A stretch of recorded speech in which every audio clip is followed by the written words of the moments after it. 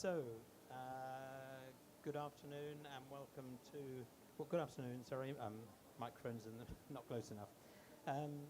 Welcome to this session on Nature Counts, How Measurement Standards Power the Protection of Our Forests and Oceans. I represent the OIML, which is an intergovernmental organization based in Paris. We have 131 member countries worldwide. And we work on harmonizing model technical regulations on measuring instruments, and traditionally this is mainly in the area of trade measurement, but increasingly there's an expansion into other areas such as environmental measurement and medical and so on. So it's very interesting to us to get some feedback from people what the needs are for measurement so that we can concentrate and decide upon what our policies and what our work would be in that area. So first of all, I'd like to welcome Scott Heron, who is UNESCO Chair on Climate Change Vulnerability of Natural and Cultural Heritage, as well as being a Professor of Physics at James Cook University in Australia. So welcome. And first of all, I'd just like to ask you what kind of measurement data do you need to use in your work, and what kind of indicators do those support, and in what ways do you think that harmonization and regulation can help in what you're doing? Thanks. Thanks, Ian. Thanks for being here today. As a physics professor, part of my role is to teach students about the importance of measurement, the importance of uncertainty, and the use of instrumentation in the ocean is my area of focus primarily, also in terrestrial space, but predominantly in the ocean. When I look to the history of oceanographic measurements of temperature in history, we have periods of very different ways of measuring, very different technologies of measuring, and as a result we see histories of varying uncertainty in those measurements. Now, when we talk about uncertainty in a sciencey sense, we'd use the word error. But in a general language sense, it's good to speak about uncertainty because that, I think, is a better communication to the general public rather than saying, oh yeah, we have an error.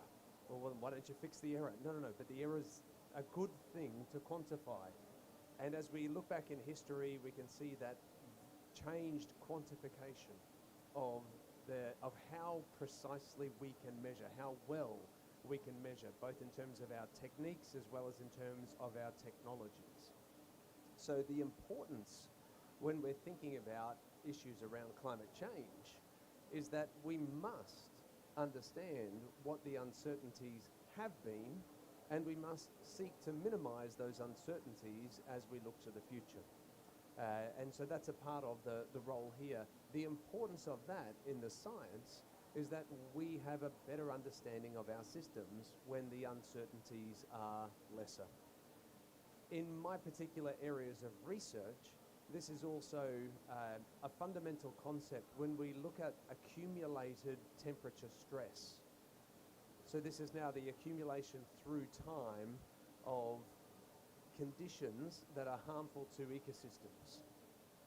If we have a high measure of uncertainty at each time point, then as we accumulate, we accrue uncertainty as well. So to have the highest degree of confidence in our measurements and our accumulated stress that can lead to impacts such as seagrass die-off or coral bleaching, we need to have the best understanding of and the smallest assignment of uncertainty, which all comes down into our measurement techniques, our measurement practices, and it really speaks to the importance of measurement in that way. Those different ecological impacts, things like coral bleaching and indeed coral mortality, the predictive tools that we use to link to those require solid measurements. If we have the uncertainty in the measurement, we have the uncertainty increased through the accumulation, then our skill at predicting diminishes. So when we're thinking about the connection to environment, the quality of measurement is a critical element throughout. Thank you. Sorry, thank you very much. That's very useful. Can I just ask before moving on?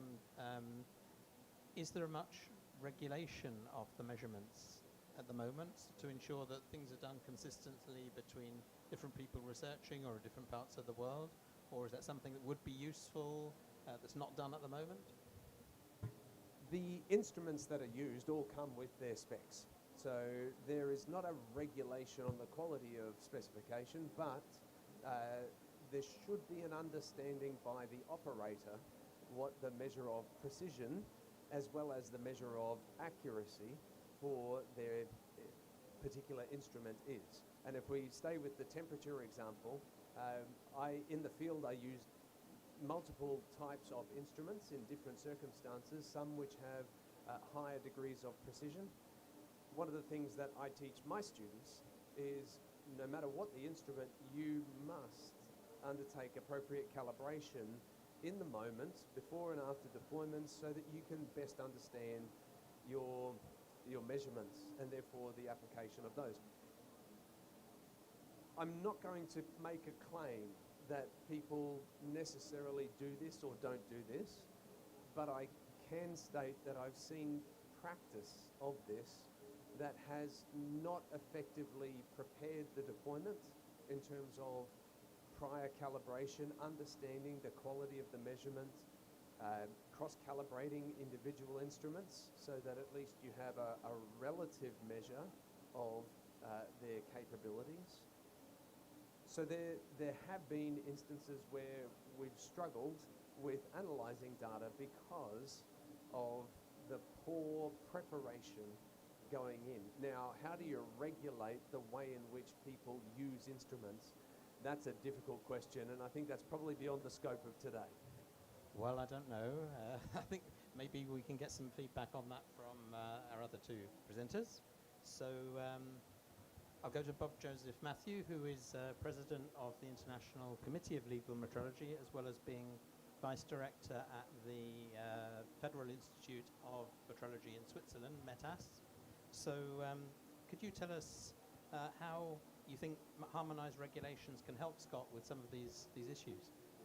So thank you for all the inputs that you just gave, and there were several aspects I just want to address quickly because we cannot just tackle all the details you have just given us.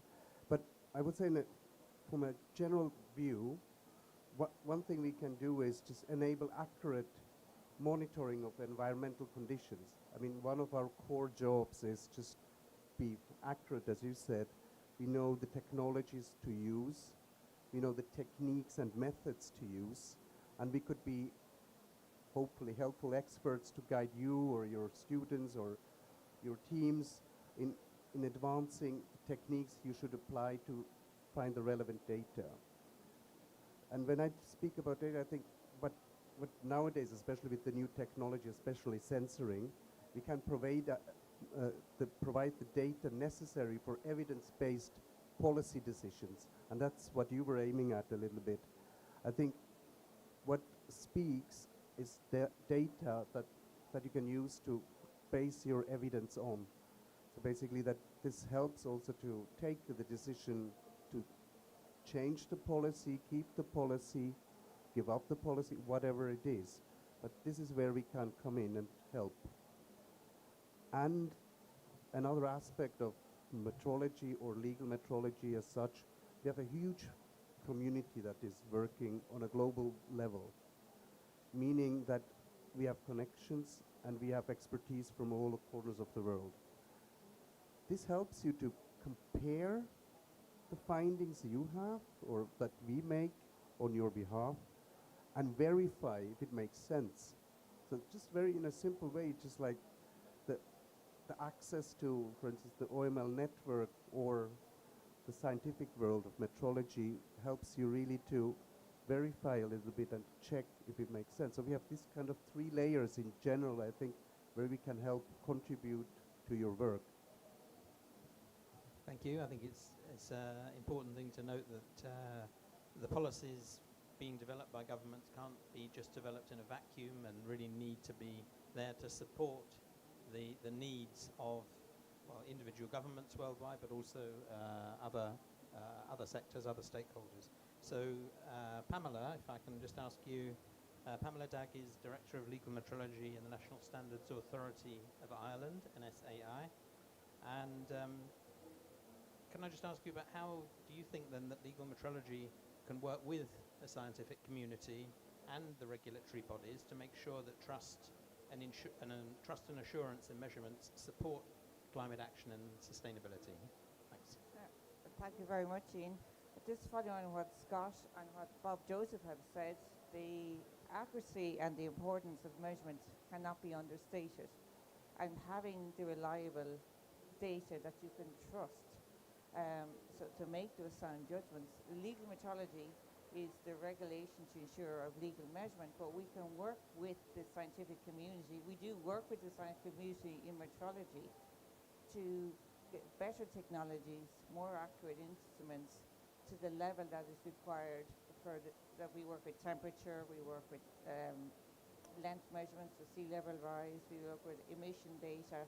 So that being working hand in hand with these scientific communities, giving our expertise with the uncertainty of measurement, we can support them in how they can research the policymakers, and then we input into the regulations that then are required for every national body or a European body. So that network is, we work hand in hand on a daily basis, but we could expand that to a more cooperative, combined research and to strengthen the climate policies and that Scott works on. So you are assured that the temperature rise in the sea is correct. We can provide you certainty in relation to the accuracy of that measurement because we hold the standards for the measurement for temperature. The same with length. We comes back to the standards that we hold, that we all work to around the world, that is held in Paris. Thank you. I don't know whether there's anything you'd like to react to either of the things that have been mentioned so far here, or? I think the partnership between the practitioners and the overseers of the quality of measurement is a really important and useful tool moving forwards, particularly when we look to the application space of climate change. We need to ensure quality so that we can have trust, just as you said, in the approach. I think some of the biggest hindrances could be in inconsistent methodology. And so this comes down to the individual user operator choices. So the difficulty in controlling those is still apparent, but guidance towards best practice and the establishment and communication of best practice guidance in that way would go a long way towards improving further those measurements and the data sets. Now, of course, if we look to an individual study, well, that's up to the individual scientist. The application space is not going to be very broad. But when we're talking about the measure of global data sets, when we're talking about the measure of the types of data sets that get incorporated into the climate studies that are reflected in this body and based around this, then we're starting to get to a space where regulation can come to the fore. For individual, smaller scale, difficult, but guidance is possible and would be helpful. At the larger scale, I think it's essential as a part of that process. Yeah, please. Yeah, just thank you for these remarks, because it makes me think of several points. So one aspect is, as you said, quality, and the other one is methodology and cooperation between the different players in this area. So when I think about what we can do as metrologists, being it as scientists or legal metrology community, it's like give you some examples just to, it's usually better to talk in examples than just be on a theoretical level. So pollution monitoring. So we have standardized methods to do this. We have sensoring that we use a lot to monitor pollutants. So for instance, oil spills, microplastics, nutrient levels in the water. We can do detection, we can do analysis with this data, we can help you also then to develop measures to prevent from happening these, or from polluting basically water in that in this context.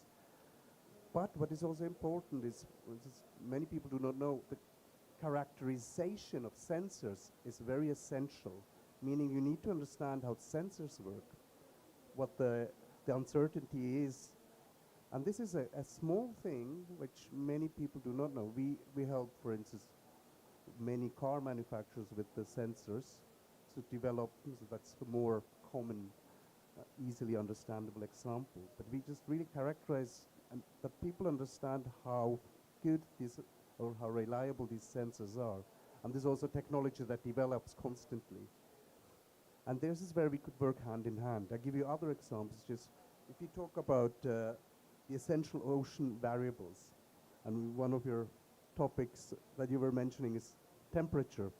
So surface temperature, or we can talk about the pH levels of the water, sea levels, currents.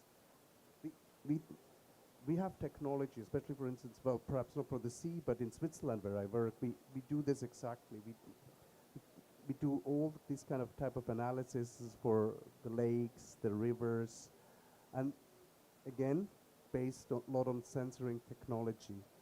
But also you have to have the mechanical aspect behind it to understand what type of measuring instruments you need, or if you need to develop your own.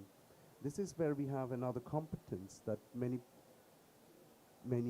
people do not know, because there is not a specific measuring instrument for everything that you can buy off the shelf. One way is that you regulate them, the standard ones, but for these kind of measurements, you need actually specifically made ones. And this is a kind of a competence where engineers, metrologists, physicists have to work together. And this is also perhaps one call we should repeat again and again. Collaboration is one of the keys to success in this field. But also when we talk about policies and standardization, you have the standardization, the 1400 family of ISO, but also we have, especially for in metrology, we have also recommendations. These are kind of what we call recommendations, are model regulations. When it comes to environmental protection, one key one is the OIML R83 about water pollutant analysis. This is something very interesting in terms of we define the requirements for measuring instruments that you could use to do tests for the water. So, and it's specifically focusing on mass spectrometers, gas chromatographs. Sorry. So this is one example to give you an idea of how we could contribute. But I think one key aspect for us is collaboration, and we need to listen to you, what your demands and needs are. And we need to understand this to translate it into something that is really useful. And I think the key is really that we also find customized measuring instruments. And many metrology institutes do that, actually. So in Switzerland, for instance, we really develop our own measuring instruments to get to the bottom of things. So just to add on what you're saying. Thanks. Thanks. Pamela, do you have something to add to that? Yes, just on we as metrologists can help the scientists understand how the meters work, how you know they're accurate, understand the science behind it, so you have trust and confidence in the meter and how you take the measurement. So we work on both sides of it.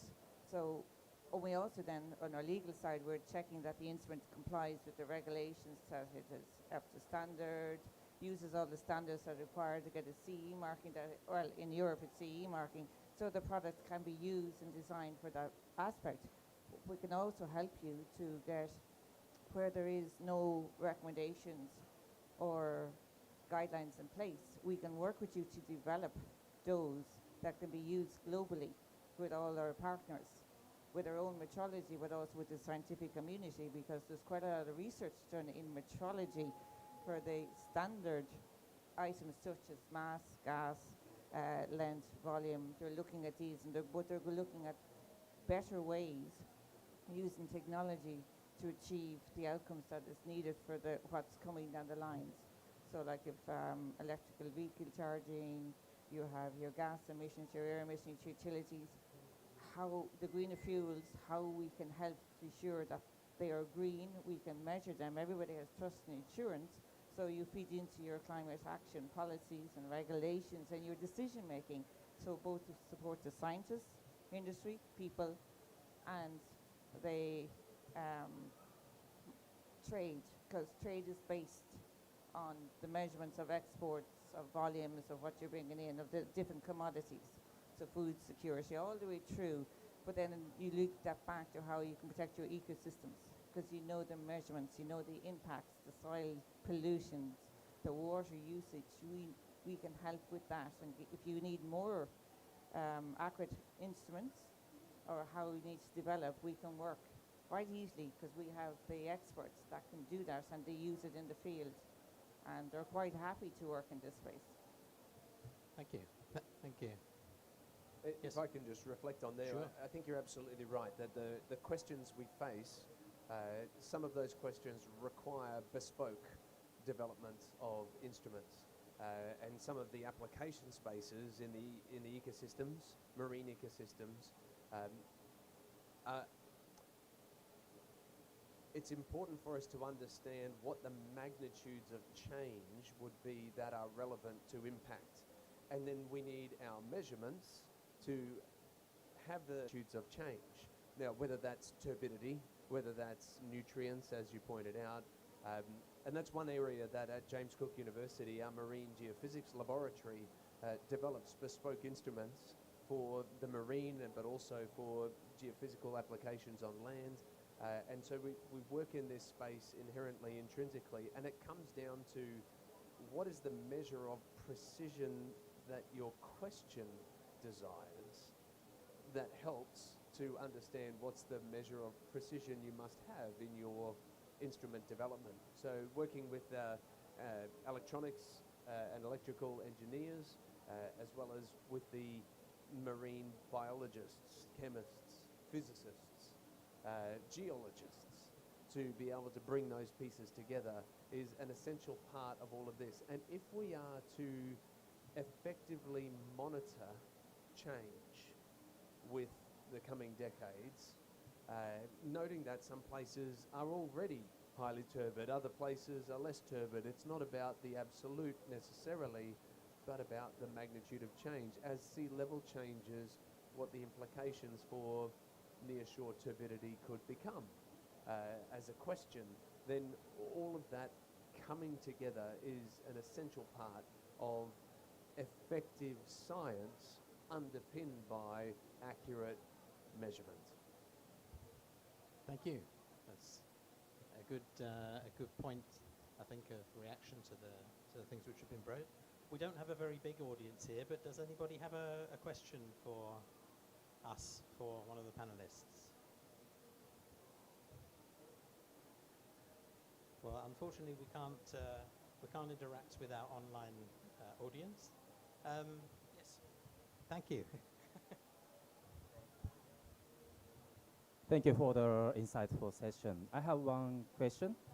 I understand that the challenges to measure the nature is that, like, currently there are many standards to measure the nature, like TNFD, Nature Positive Initiative, and ISO as well.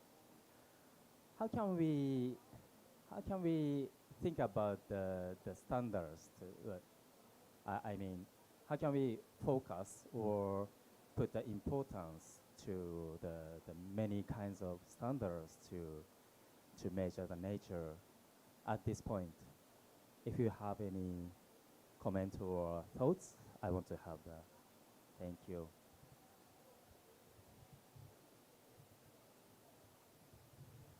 thank you for the question, and I will just start, and just hopefully you will both then complement.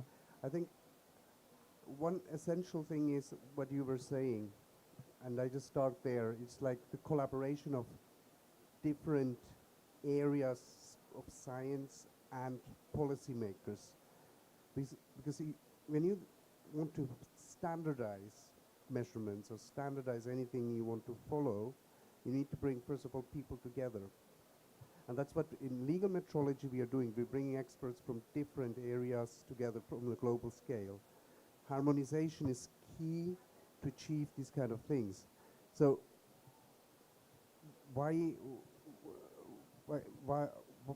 is helpful is that you can really then, let's say, what I was saying to him was like, you just get data, which is like an evidence for whatever you're looking at. And based on that, you can just then define something and then check on a regular basis, but always in a standardized way, how you want to track that specific KPI, for instance. And this is where standardization comes in.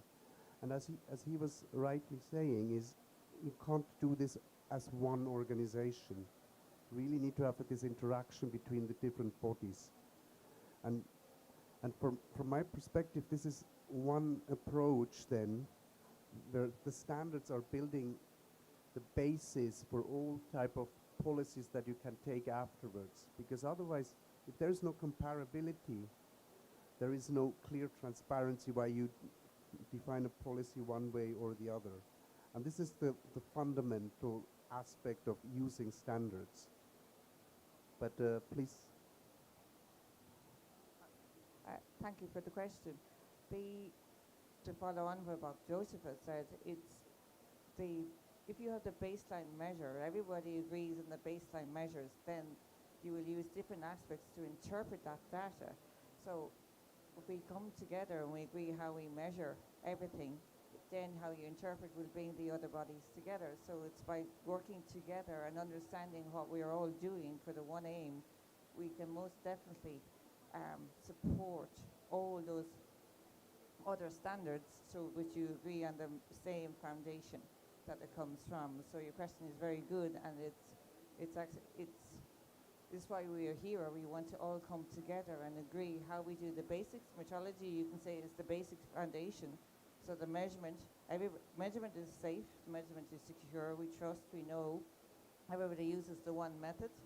We agree the methodology and the standardization process for that, which standards of different organizations and bodies can work together to do that. You then have a very secure basis to make your nature decisions. You know the measurement is good. You can rely on the air, the soil, you can see the changes. So as you as a climate scientist or whatever your background is, you have that trust and assurance, which makes all the policies and the standards then going forward. I think the other perspective that I have in this is that if we come back to the basic concept of why we do science, it's to answer a question. And so in developing the question, you want to make sure that you're using the tools that will answer the question you're asking. And if that means that a particular instrument is calibrated and standardized to a particular standard, then that should be the appropriate standard by which your question is being answered. So there's an opportunity there to make an assumption that any instrument will do, or there's an opportunity for the practitioner, the scientist, to seek the information about the standard that has been used to prepare and define the instrument and its capacity, and to have that as being the pathway to ensuring that you get your question answered. And if there are multiple standards, then there's multiple ways in which this can be interrogated, or multiple bases on which to select what type of instrument might be the most appropriate, what type of measurement will give the best outcome. And because of that, you hold the power as the measurer of choice to say, I want to make sure my question gets answered. This standard would be the best option, so therefore pursue that. And I think that's an approach that I would suggest. In all of this, though, the one thing that does occur to me is sometimes the person who's doing the research, asking the question, may not know which is the best standard to align with. And that's, again, where that keyword collaboration comes in. When you don't know, say you don't know, ask a question of the expert. And the expert in this case would be the people who define the science of measurement and the science of the standard. And that's why we're here, sitting and having this conversation. Thank you. Thank you. I hope that's those interesting responses have given you some help there. Does anybody else have any question they would like to say, like to ask? If not, I think, well, first of all, I'd just like to give a big thank you to our three participants in this short session. Thank you. But I think especially in the responses which were just given then, it's very clear that the measurement, it doesn't matter what you write in a standard about requirements for measurement, if the measurements themselves are not reliable, they're not traceable to international standards, the international system of units, then you don't have trust in those measurements. And the whole thing which we're about as the OIML is that it's trust in measurements for not just the scientists, but for you and me, for all of us. A lot of the other work which we do affects everyone's daily life through what they buy, what they trade, what they consume in terms of electricity, water, and so on. So all of that really goes towards supporting policies which then can help ensure that the UN SDGs the policies are developed to support the UN SDGs and so on. So from our side in the OML, we have, as Pamela just mentioned, a large number of experts worldwide who can help in developing appropriate standards for measuring instruments and so on, and to make sure that those measurements can be trusted. I think Bob Joseph has just a couple of final points. Yeah, I just want to compliment on what you said and also your question. In essence, I think, and just to summarize a little bit our conversation, robust measurement standards are really translating what are kind of complex environmental observations we make day in, day out. And we need reliable data into these observations.